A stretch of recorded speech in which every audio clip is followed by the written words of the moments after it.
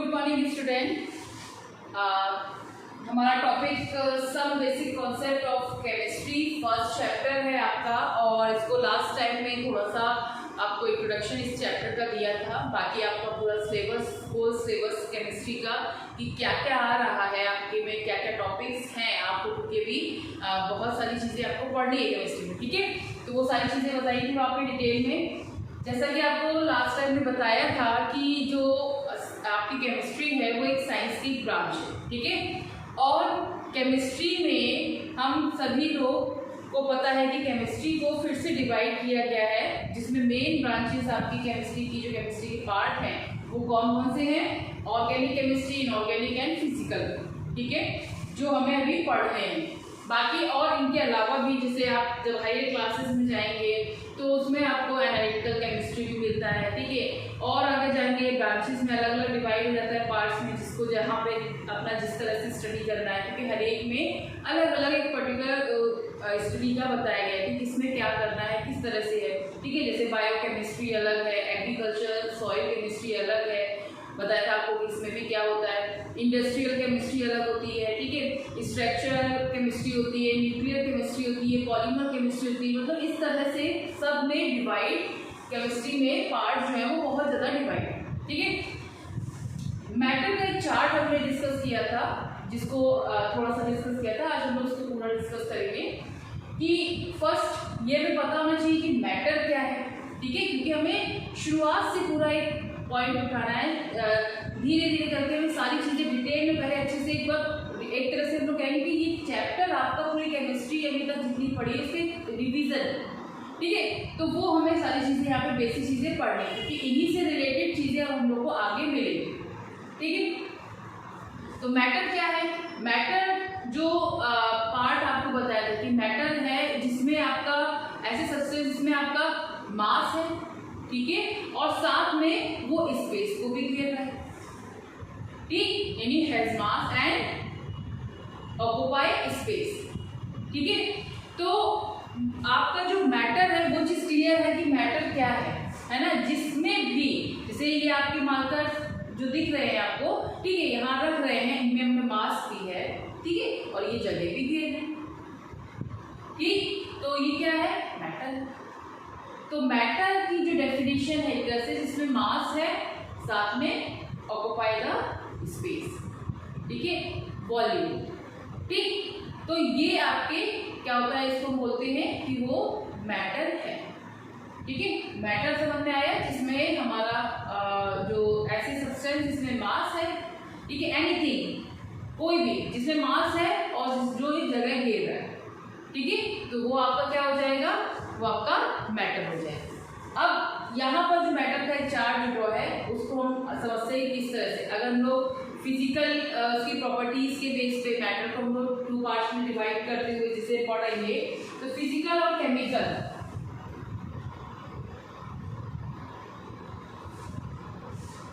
Properties के base पर देखेंगे, फिजिकल और केमिकल। तो फिजिकल में हम लोग बात करते हैं तो यहाँ पर सबसे पहले आता है आपका सॉलिड, डिवाइड करेंगे सॉलिड्स, लिक्विड्स एंड गैसेस,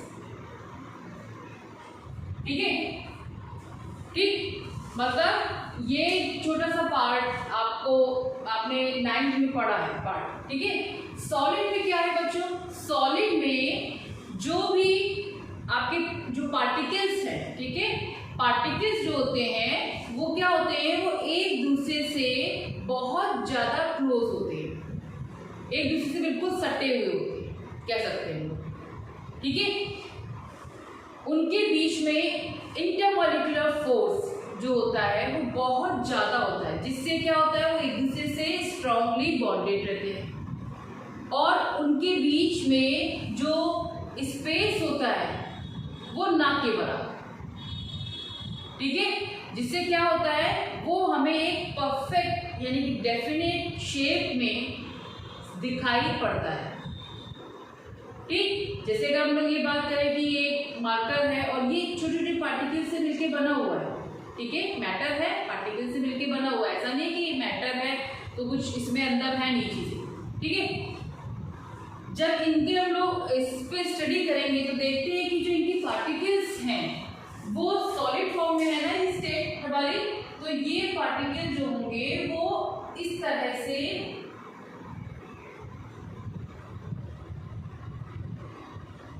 जुड़े हुए, ठीक है। इसको थोड़ा सा बड़ा करके हम दिखाएंगे, ये इस तरह से,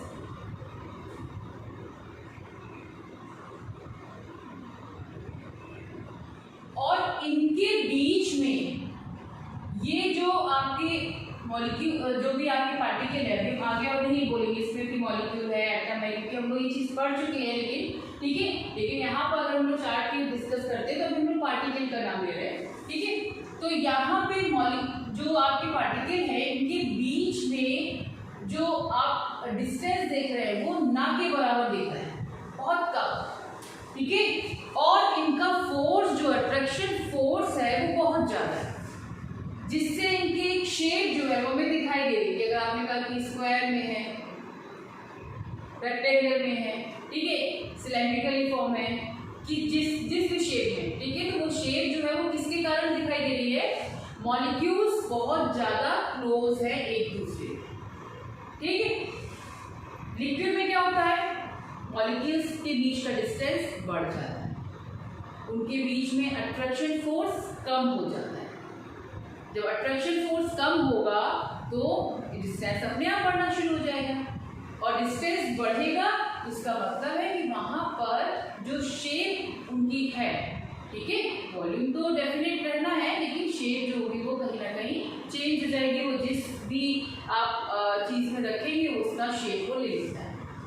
गैसेस में क्या होता है, गैसेस में आपके जो मॉलिक्यूल्स होते हैं उनके बीच में अट्रैक्शन फोर्स बिल्कुल ना हो, जस्ट अपोजिट सॉलिड, ठीक है, और उनके बीच की जो डिस्टेंस होती है वो बहुत ज्यादा होती है, उसमें ब्राउनिंग मोशन होता है बहुत तेजी से, है ना, होता तो नॉर्मली इसमें भी है, लिक्विड में भी, लेकिन गैसेस में बहुत ज्यादा होता है।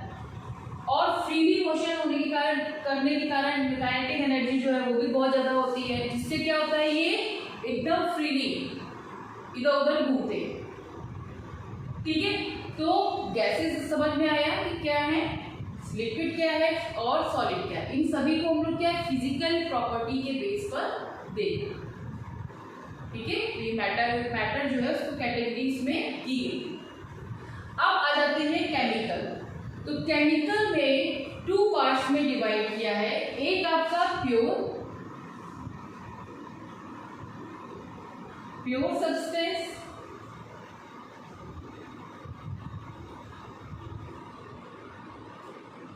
ठीक, और सेकंड आपका मिक्सचर। प्योर सब्सटेंस जो है बिल्कुल प्योर, यानी कुछ और उसमें कहीं से भी कोई गुंजाइश नहीं है किसी और चीज के मिलने, मतलब कोई प्योर चीज है तो उसमें हम लोग एक कुछ भी मेजर नहीं कर सकते कि कुछ अलग से इसमें कोई चीजें मिली होगी। अगर मिली होती है तो क्या होता है, हम लोग कह देते हैं इम्प्योर फॉर्म में, ठीक है, इसको हम इम्प्योर फॉर्म में बोल सकते हैं। इम्प्योर फॉर्म जो है उसमें हम लोग उसको मिक्सचर में हम डिवाइड कर देते हैं, ठीक है। तो प्योरेस्ट फॉर्म जो है वो आपका प्योर सब्सटेंस जो है वो क्या है, उसकी प्योरेस्ट फॉर्म, यानी इसमें कुछ और नहीं मिला है, केवल जिसको हम देख रहे हैं वही चीज है स्पेशल, ठीक है। मिक्सचर क्या हुआ, मिक्सचर में क्या है, उसमें कई चीजों का मिक्सचर आपने डाल दिया, कई जो आपके प्योर सब्सटेंस थे वो मिला दिए अगर, तो वो एक मिक्सचर बन गया, ठीक है। जैसे अगर हम लोग एग्जांपल्स में लेते हैं, जैसे एक राइस का लिया, तो राइस जो है वो अगर हमने अलग से रखा हुआ है, मोटा एग्जांपल, ये नहीं कह रहे कि वो बिल्कुल प्योर है, ठीक है। राइस आपने लिया तो राइस जो है वो पूरी तरह से आपका प्योरेस्ट फॉर्म में दिख रहा है ना कि हाँ ये चावल है। अब आपने उसमें क्या कर दिया, उसमें स्टोर भी मिला दिया, उसमें हो सकता है आपने जो दाल है वो मिला दिया, ठीक है, 2-3 चीजें और मिला दी, तो अब वो क्या बन गया, अब वो एक मिक्सचर हो गया, ठीक है। वहां बहुत सारी चीजें उसमें मिक्स है। अब आप उसको ये नहीं बोलेंगे कि ये केवल राइस है, स्टोन है, ठीक है, उसमें कई सारी चीजें मिक्स हो गई, ओके, तो वो मिक्सचर हुआ। प्योर सब्सटेंस जो है इसको हम फिर 2 पार्ट्स में डिवाइड कर देते हैं, जिसमें आपका एक कंपाउंड आ जाता है और एक फर्स्ट एलिमेंट लिख देते हैं, ठीक है, एलिमेंट्स एंड कंपाउंड्स,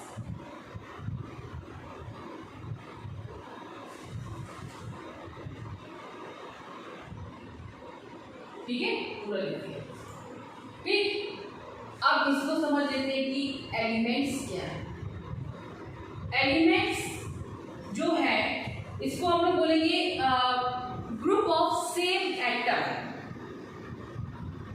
अगर हम एलिमेंट्स की बात करते हैं तो ग्रुप ऑफ सेम एलिमेंट, इसका एक शॉर्ट में हम लोग डिफाइन कर सकते हैं। जैसे कि आपने कहा कि एक एग्जाम्पल लिया किसी का, कॉपर का ले लेते हैं, ठीक है, हमने आपको लास्ट टाइम में नेल का एग्जाम्पल बोला था, तो कॉपर का जब यहाँ पे लिया तो अगर आपने देखिए आपके पास कॉपर है, ठीक है, तो कॉपर एलिमेंट है, तो उसमें आप देखेंगे कि जितने भी एटम्स हैं वहां पर, क्योंकि एलिमेंट जो है वो एटम से मिलकर बना हुआ, सेम एटम, ठीक है।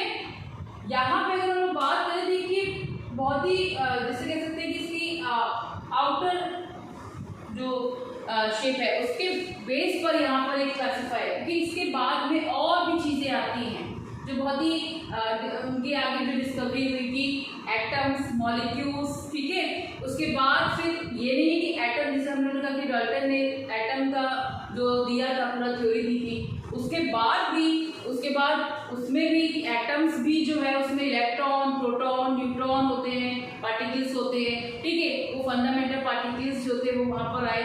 तो कहने का मतलब है कि वहाँ पर भी उससे भी छोटे से छोटे पार्टिकल्स जो थे वो हमें वहाँ पर दिखाई देना शुरू हुए, ठीक है। तो एक तरह से हम लोग इसको मोटे मोटे तौर पे ये बोल सकते हैं कि यहाँ पर जो एलिमेंट्स है, ठीक है, ये एटम से मिलकर बन रहा है।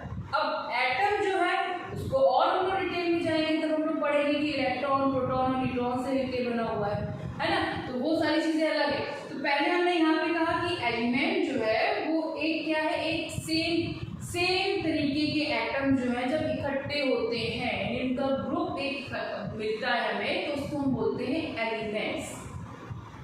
ये क्लियर है ना, ठीक है। जैसे अगर हम Cu की बात करें, Fe की बात करें, तो यहाँ पर Cu अगर हम ले लेते हैं, कॉपर ले लेते हैं, तो कॉपर में आपके सारे एलिमेंट होंगे वो कॉपर जो एटम्स हैं, ठीक है। अब हमारे पीरियोडिक टेबल में बहुत सारे एलिमेंट्स जो हैं उनको रखा है, ठीक है, सारे एलिमेंट्स को एक अरेंज किया गया है एटॉमिक नंबर के बेस पर, ठीक है। उसमें भी हम लोग पढ़ेंगे कि पीरियोडिक टेबल में कि किस तरह से इसका क्लासिफिकेशन और आगे किस तरह से डिवाइड हुआ। तो एलिमेंट जो है इनकी बेस पर एलिमेंट जो है वो आपके कितने हुए, मेटल, नॉन मेटल और मेटेलॉइड्स।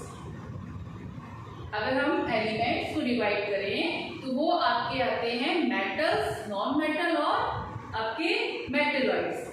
मेटल्स जो होते हैं इलेक्ट्रोपॉजिटिव कैरेक्टर शो करते हैं ना मेटल्स, तो मेटल जो है वो क्या है, वो आपके उसकी कई जो उसकी प्रॉपर्टीज हैं, ठीक है, कि वो आपके इलेक्ट्रोपॉजिटिव कैरेक्टर को शो करते हैं, सॉलिड फॉर्म में होते हैं, कई सारे एक्सक्रिप्शन भी हैं, ठीक है, और आपका शाइनी होते हैं, मेलेबल होते हैं, डक्टिलिटी को शो करते हैं, सोलरस होते हैं, ठीक है। तो ये मेटल्स की प्रॉपर्टीज हैं। तो मेटल की प्रॉपर्टी की बेस पे उनको मेटल डिफाइन किया गया है वहाँ पे कि ये मेटल्स है। इसी तरह से नॉन मेटल जस्ट इसका अपोजिट होते हैं, ठीक। और जो मेटेलॉइड्स होते हैं वो मेटल और नॉन मेटल के बीच का पार्ट है, कह सकते हैं हम लोग कि इसमें कुछ कैरेक्टर्स मेटल के भी मिल रहे हैं और कुछ कैरेक्टर्स किसके हैं, नॉन मेटल के भी, ठीक है, उनको हम लोग मेटेलॉइड्स, ठीक। यहाँ पर ही मेटल्स की और नॉन मेटल की बात हो गई, एलिमेंट की बात हो गई। अब आते हैं कंपाउंड्स। कंपाउंड जो होते हैं, जब हम ऐसे पार्टिकल्स में आप बोलेंगे कंपाउंड्स के लिए, ठीक है। आप एलिमेंट्स के ग्रुप ले आइए, ठीक। तो वहां हम लोग कंपाउंड के लिए बोलेंगे, यहाँ पर हमने बोला कि जो group of atom, same atom, ठीक है। वहां हम लोग मॉलिक्यूल्स की बात करेंगे कि ग्रुप ऑफ सेम मॉलिक्यूल्स। जब ग्रुप ऑफ सेम मॉलिक्यूल्स आपके होते हैं तो वो कंपाउंड का फॉर्मेशन करते हैं, ठीक है। इनका जो रेशियो होता है, क्योंकि केमिकली फिक्स होते हैं, रेशियो होता है वो एक मास में रेशियो होता है, ठीक है। इनके जो बीच के जो आपके एलिमेंट्स हैं, ठीक है, वहां पर। तो जैसे आपने कहा कि वाटर है वो एक कंपाउंड है, प्योरेस्ट फॉर्म है ना।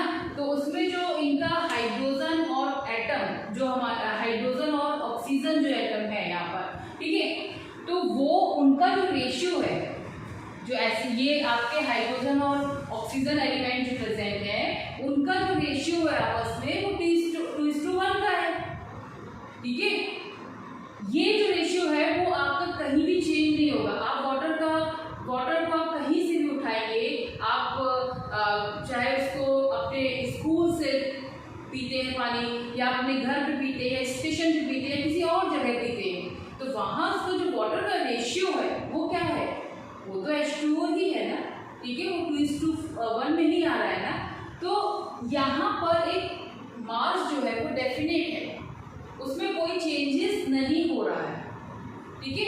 तो इस तरह के जो ग्रुप ऑफ एलिमेंट्स होते हैं, अब एलिमेंट्स में आपको पता है ना एटम से, क्योंकि हमें पता है कि एटम से मिलकर बना हुआ है, और एटम में मिक्स होते तो मॉलिक्यूल्स हो जाते हैं, ठीक है। तो यहाँ पर हम लोग बोल सकते हैं कि ग्रुप ऑफ मॉलिक्यूल्स जो होते हैं, एक H2O है, 2 H2O, सब मिलकर क्या हो रहा है, जैसे अभी हमने यहाँ बताया कि Cu है, तो इसी तरह से यहाँ पर H2O, तो ये सारे मिलकर क्या बना रहे हैं, कंपाउंड, ठीक है। वो एक प्योरेस्ट फॉर्म है, ठीक। यानी एलिमेंट्स और कंपाउंड जो होते हैं वो एक प्योर सब्सटेंस होते हैं। बात समझ में आया ना, क्या कह रहे हैं कि एलिमेंट्स और कंपाउंड जो है वो एक प्योरेस्ट फॉर्म है, इसमें और किसी भी चीज का आप कोई भी इम्प्योरिटीज फॉर्म में कोई चीज प्रेजेंट नहीं होती। अब मिक्सचर की बात कर लेते हैं। तो मिक्सचर जो है, ठीक है, अच्छा हाँ, इसको और देखिए, जो कंपाउंड, जैसे आपका एलिमेंट बताया है कि मेटल, नॉन मेटल और मेटलॉइड में कंपाउंड जो होता है उसको भी हम 2 पार्ट्स में डिवाइड कर देते हैं, एक इनऑर्गेनिक कंपाउंड, एक ऑर्गेनिक कंपाउंड, ठीक है, जिनको हम लोग आगे और ज़्यादा डिटेल में पढ़ेंगे कि इनऑर्गेनिक क्या है, ऑर्गेनिक क्या है। तो यहाँ पर अगर हम डिवाइड करेंगे तो इसमें यहाँ पर एक इनऑर्गेनिक और ऑर्गेनिक कंपाउंड्स मिले, ठीक है। अब आ जाते हैं मिक्सचर। तो मिक्सचर में ये 2 पार्ट्स में डिवाइड रहता है, एक होमोजीनियस और दूसरा हेट्रोजीनियस,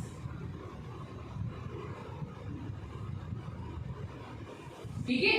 होमोजीनियस मिक्सचर होते हैं जिसमें आपका एक जैसा, कहने का मतलब कि उसमें यूनिफॉर्मली अगर आपने कोई 2 चीज मिक्स की है, ठीक है, 2 सब्सटेंस मिक्स किए हैं, तो वहां पर वो पूरी तरह से उसमें मिक्स हो गया। होमोजीनियस मतलब आपका यूनिफॉर्मली मिक्स हो गया। जैसे हमने शुगर में शुगर और वाटर को मिला दिया, ठीक है, तो वो होमोजीनियस फॉर्म हो जाता है। हेट्रोजीनियस में आपका आ जाएगा जिसमें हम लोग उसको आप बहुत इजीली देख सकते हैं, डिफ्रेंशिएट कर सकते हैं, उसमें एक सेपरेट लाइन हमें दिखाई देती है। जैसे आपने सैंड लिया और वाटर लिया, तो दोनों में क्या है, हमें मिक्स करते हैं, उसके बाद हमें सैंड पार्टिकल उसमें दिखाई दे रहे हैं, ठीक है, तो वो हेट्रोजीनियस हो गए, ठीक। तो ये हेट्रोजीनियस मिक्सचर हो जाएंगे, ओके। तो ये आपका एक फ्लो चार्ट था जिसमें आपको अलग अलग करके डिफाइन किया कि कहाँ पर कौन से पॉइंट हो, ठीक है। केमिस्ट्री एक एक्सपेरिमेंटल साइंस है जिसमें बहुत सारी आपको वैल्यूज जो है वो हमें देखने हैं, मिलेगी भी, ठीक है। उन सभी को हम पढ़ेंगे भी एक एक करके। तो ये आपका पार्ट एक ऐसा पार्ट है जो आप बहुत अच्छे से पढ़ चुके हैं पहले, ठीक है। तो उसको एक रिवाइज फॉर्म में आपको यहाँ पर किया है। बाकी और जो भी आपके पार्ट्स आएंगे ऐसे इस चैप्टर में जो आप लोग उनको पढ़ चुके हैं, तो एक एक करके हम लोग सारी चीज़ें थोड़ा सा डीपली आएंगे कि उनको पढ़ेंगे, क्योंकि एक बार रिविजन भी हो जाएगा अपना, और जो बाकी की हमारी जो केमिस्ट्री है इससे रिलेटेड वो अच्छे से समझ लेंगे। ठीक है, तो इसको अच्छे से आप लोग वीडियो को देखिएगा, और अगर किसी भी तरह की कोई प्रॉब्लम हो तो उसको मैसेज के थ्रू पूछ लीजिए। Okay, thank you.